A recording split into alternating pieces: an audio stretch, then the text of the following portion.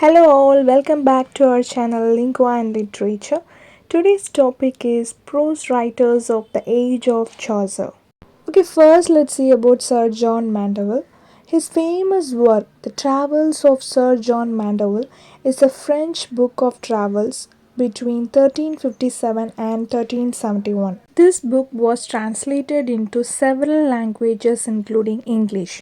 In the preface of English version states that author was Sir John Mandeville, a knight born at St. Albans who crossed the sea in 1322 and travelled in many strange regions.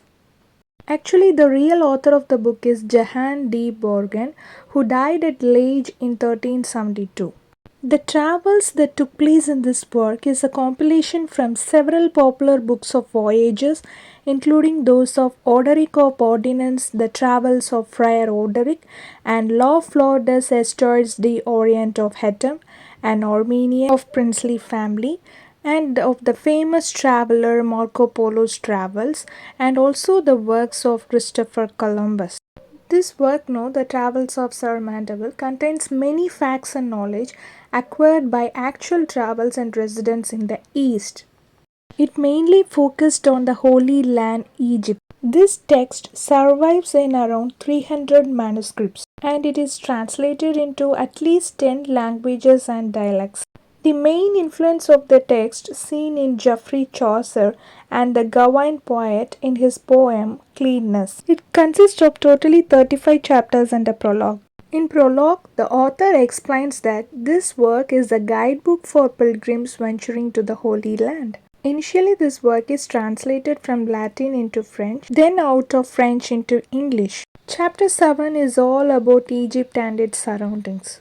Here we can see Mandeville and his companion encounter a monster looks like a man with two horns on his forehead. Chapter 15 is about religious beliefs of the Saracens as well as the origin of Muhammad. In this work, Mandeville writes about the book of the Gospels of their Lord named Mrs. S. Angel Gabriel.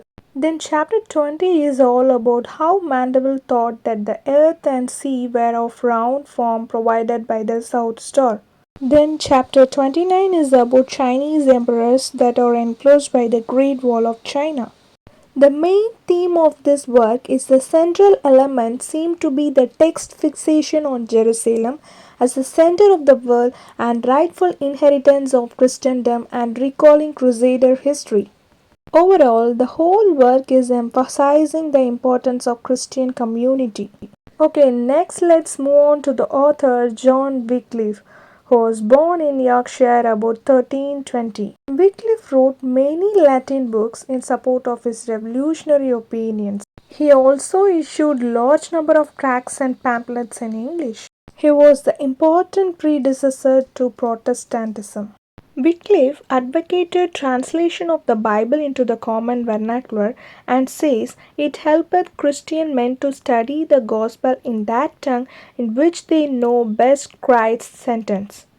One of the most important thing is Wycliffe's Bible, which is the name given to a group of Bible translation into Middle English. Wycliffe also translated the Gospels of Matthew, Mark, Luke and John.